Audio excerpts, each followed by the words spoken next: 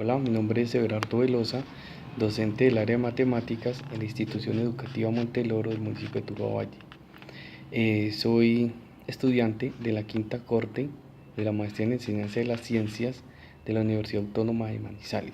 A continuación, daré solución a un cuestionario de la asignatura Epistemología de las Ciencias. La primera pregunta de este cuestionario hace referencia a que si he realizado investigaciones en el aula de clase. La respuesta es sí. Para la tesis de mi grado, ¿sí? En mi pregrado, realizamos una investigación referente a las dificultades que presentan los estudiantes a la hora de pasar del gráfico cartesiano a la ecuación y de la ecuación al gráfico cartesiano de una ecuación lineal. Para ello utilizamos una serie de secuencias didácticas que nos permitieron recolectar datos y una información relevante para hacer unas conclusiones y así establecer cuáles eran las dificultades que presentan los estudiantes a la hora de pasar de un registro de representación a otro. La segunda pregunta hace referencia a qué elementos cree que me van a aportar la historia y la epistemología de las ciencias a los procesos de investigación que propongo como trabajo de grado. Pues bueno, mi interés investigativo radica en la dificultad que presentan los estudiantes a la hora de pasar de los números naturales a los números enteros.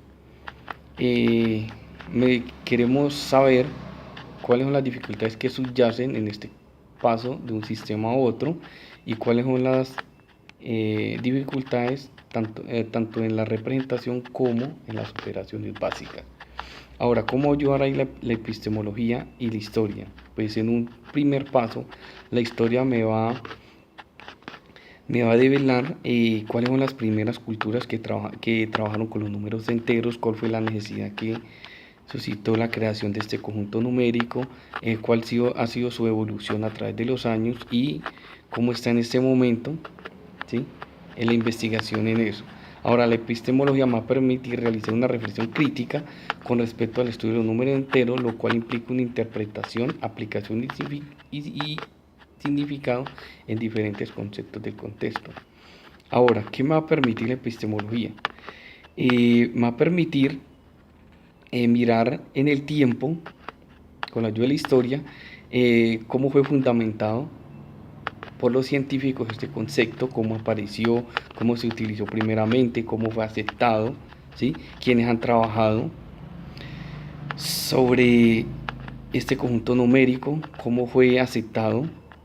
Entonces, la historia y la epistemología me van a brindar unas herramientas muy relevantes para hacer mi investigación y llegar a unas conclusiones importantes para establecer en sí qué es lo que pasa con los estudiantes cuando se hace este paso de un sistema numérico a otro. Y la tercera pregunta me dice que si cuando abordo en el aula de clase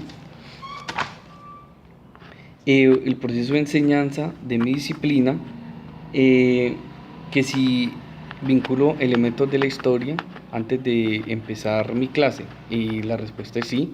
Me parece muy interesante mostrarle a los estudiantes la historia del concepto, cuál fue la necesidad que hubo para que este concepto fuera creado y fuera utilizado por la humanidad. Entonces me gusta partir siempre de la historia del concepto en sí y mostrándole a los estudiantes no solo la definición, sino que ellos establezcan, se pongan en el lugar de las personas en este tiempo y puedan establecer por qué necesidad se creó este concepto. Ahora, ¿cómo se presenta esto?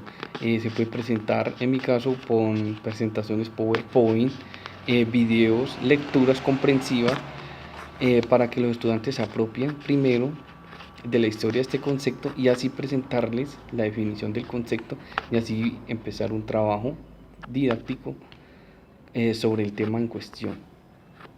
Muchas gracias por su atención. Hasta la próxima.